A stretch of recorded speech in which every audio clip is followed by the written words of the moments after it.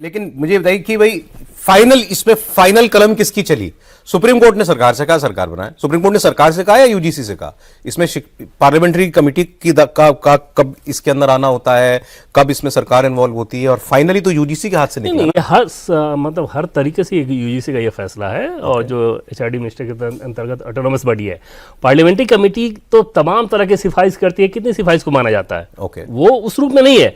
Parliamentary committee की चर्चा आप सिर्फ इस रूप में कह सकते हैं कि भाई वहां इतने बड़े बड़े लोग थे, उनको भी ये कैसे नहीं समझ में आया कि इसमें प्रथम दृष्टया इस रेगुलेशन को देखें तो इतने सारे लूपहोल नजर आते हैं। एक वाक्य जोड़ दें, यूजीसी का लगभग 1.5 साल से कोई चेयरमैन नहीं है, वाइस चेयरमैन नहीं है। एजुकेशन मिनिस्ट्री का एक अधिकारी यूजीसी को देख रहा है। तो ये यूजीसी की आड़ लेकर यूजीसी ने कर दिया और हमको नहीं मालूम था, ये तो पॉसिबल नहीं है। यूजीसी मंत्रालय किस मंत्रालय का? ये बात मैं क्लियर करना चाह रहा। और आगे देख लीजिए इसके प्रोविजंस जो है, आप जवाबदेही जो है उसके लिए कहा गया है कि अगर कैंपस में भेदभाव होता है तो सीधे वीसी या प्रिंसिपल जिम्मेदार होगा। शिकायत मिलने के 24 घंटे के अंदर पहली बैठक और 15 घंटे के अंदर 15 दिनों के अंदर पूरी जांच रिपोर्ट, देरी होने पर संस्थान पर कार्रवाई। और इक्विटी स्क्वाड और हेल्पलाइन जो है वो बनाया जाएगा। अगर कोई यूनिवर्सिटी नियमों का पालन नहीं करती है तो यूजीसी उनकी डिग्री देने की शक्ति छीन सकता है। मतलब इतने पीनल प्रोविजंस हैं अगर संस्थान में इन नियमों का पालन नहीं किया गया तो ये बहुत हार्ड बाइंडिंग नियम है। हर कोई आदमी ऐसा नहीं, संस्थान की डिग्री देने की शक्ति छीन लेंगे। इससे बड़ा क्या कर सकते हैं? लेकिन ये जांच नहीं करेंगे कि शिकायत सही है कि गलत। अब सवाल यही है। और इसमें जो है एससी एसटी ओबीसी जो है, इनको आरक्षित वर्ग का बेसिकली इसमें जांच कमेटी में होना अनिवार्य किया गया है। सामान्य वर्ग के लिए कोई अनिवार्यता नहीं है। इसका मतलब यह नहीं है कि उस जांच कमेटी में सामान्य वर्ग का कोई व्यक्ति नहीं होगा, ऐसा नहीं कहा गया कि नहीं होगा। लेकिन डेफिनेशन में कहीं जांच कमेटी के सामान्य वर्ग शब्द इस्तेमाल नहीं है, उसमें एससी एसटी और ओबीसी है। अब क्या मंशा हो सकती है इसके पीछे? आप तो यूनिवर्सिटी में पढ़ाते हैं, क्या कोई ऐसा रैम्पेंट भेदभाव है? क्या कोई ऐसी देश के सामने इतनी बड़ी समस्या खड़ी हो गई थी जिसका जो है इतने सख्त कानून के साथ, सख्त नियमों के साथ ही सामना किया जा सकता था? देखिए, हायर एजुकेशन में कितने लोग हैं जो ज्वाइन किए हैं दिल्ली, ये पूरे देश भर में?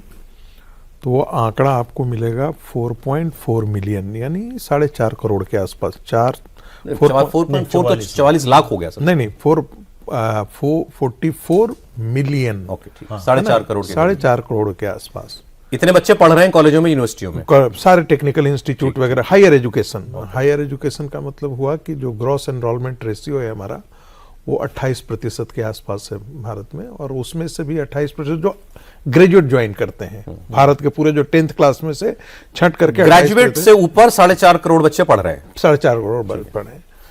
4 करोड़ बच्चों में से, ऐसे तो बड़ा कहने में अच्छा लगता है कि 118% इंक्रीज हो गया, 378 केसेस रिपोर्ट किए गए। अब आप उस 378 को 4.4 करोड़ से डिवाइड कर लीजिए तो कितना बनता है? 84 cases out of 1 crore. 1 crore में 84 केस बन रहा है, ठीक है ना? तो आप अंदाजा लगा लीजिए कि कितना कितना कितना कितना कितना कितना कितना परसेंटेज पर आकर के ये केस हो रहा है। यानी कि 1 करोड़ में 84 लोग जो है वो भेदभाव से पीड़ित हैं।